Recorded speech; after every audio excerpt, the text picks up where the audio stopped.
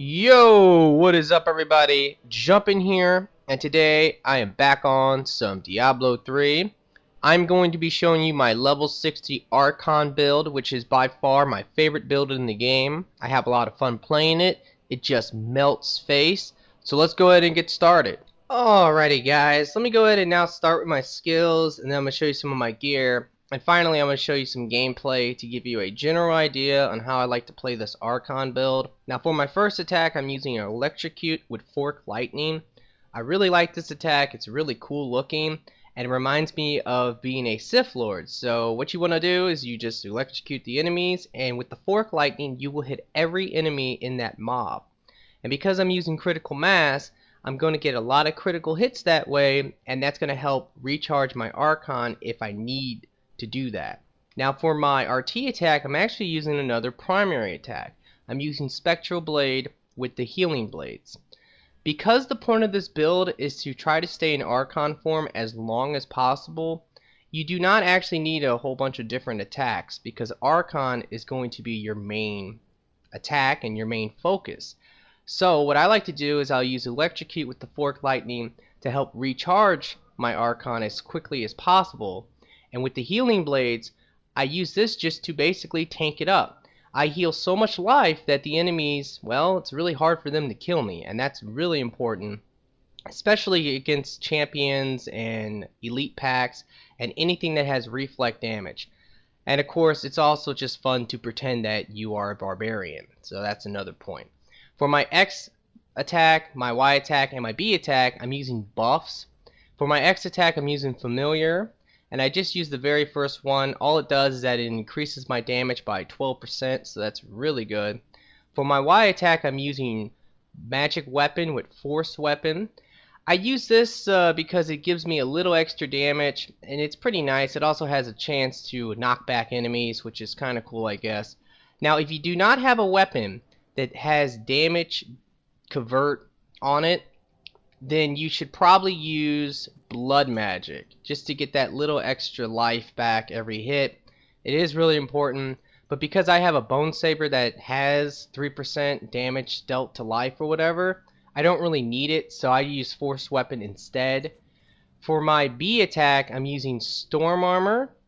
I like storm armor because it gives me a little bit extra damage because it's an additional attack.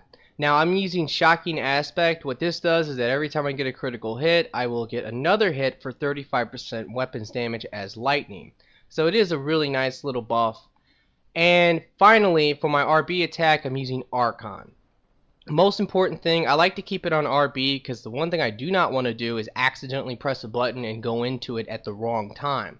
If you're going to use Archon, you definitely want to use Improved Archon because it just increases the damage of all the attacks by 25%. Now one thing a lot of people do not know, or it seems that some people do not know, is that when you get a kill, it will extend your Archon by 1 second.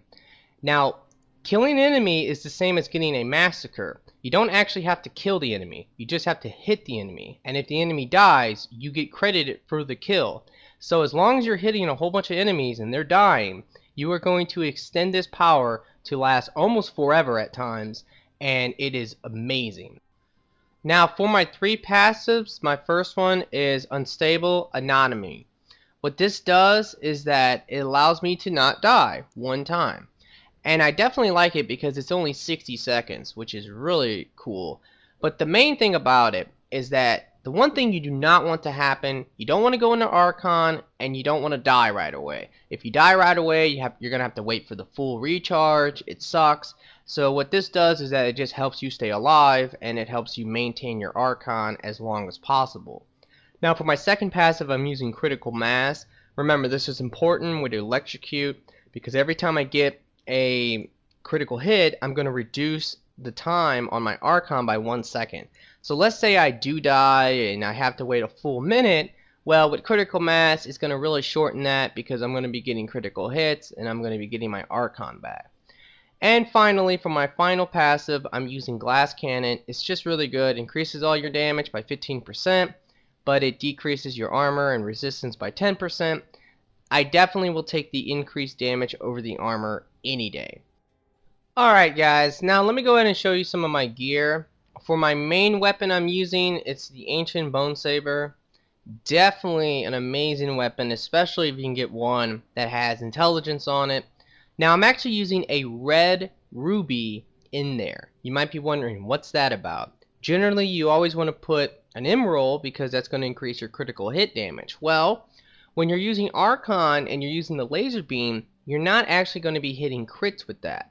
And that's the main attack. So the way I look at it is that I'd rather just go for more base damage. That way my actual laser beam will do more damage. So that's the reason why I use the ruby. I definitely recommend that no matter what weapon you have. Maybe think about putting the ruby in there just so you can get that damage for your laser beam. Now for my offhand, I'm using a Shantoto's Force. Really good. I mean, if you can get Shantoto's Force is by far the best offhand in the game. Like, it comes with the most damage primarily because of the attack speed. That's the thing that will always make this better offensively than any other offhand. Now for my gloves, I'm using some Sage's Gestures. They're really good if you can get a good roll on them with the crit hit damage, crit hit chance, attack speed. For my shoulders, I'm using Seven Sins. For my chest, I'm using Tal Rasta's chest. This is a pretty good one I got recently. For my helmet, I'm still using the Tal Rasta's helmet. I really like it. There's other helmets that are really good, like a Mempo, but I just don't like the way they look. I definitely prefer this one because it looks cool. For my necklace, I'm using a Tal Rasta's necklace. For my bracers, I'm using some Prowlers. For one of my rings, I'm actually using an attack valve. This is a really good ring I got here. Man, really high intelligence, and it has the Trinity on it, so it's really cool. For my other ring, I'm using a Zunipox. Another really great ring. It has the trifecta on there. And for my boots, I'm using Spot Anglers. And for my pants, I'm using Ennis pants. The main thing is the attack speed. Remember, crit hit damage isn't as important. Attack speed is, though. And finally, for my belt, I'm using a Witching Hour. Alright guys, so now let me go ahead and show you some gameplay with this so you can get a general idea on how I like to play this build. Alrighty guys, now let me go ahead and show you some gameplay. Now this build is pretty straightforward. It's not really hard to explain or to even use. The main thing that you want to always focus on is making sure you have all your buffs on, and then once you have your buffs on, you just simply go into Archon and you shoot the laser. Now, one other attack I like to do, I don't really do the A attack ever, but I do the X attack quite a bit. So generally I'll just hold my RT so I can do my laser, and then I'll just tap the X button so I can do my blast attack. But yeah, that's pretty much it. Now, a couple things I should probably talk about is how to maintain Archon and when to use it, because that is kind of important. You want to kind of know your environment, know the level, because then you will probably be able to use Archon at the right time. Sometimes you see a group of enemies and you're like, okay, let me go into Archon, and it was a bad decision because that was the only group of enemies in your general little area. So generally, just by knowing the map and knowing, like, you know, where big clusters of enemies are, that's always the best time to use Archon.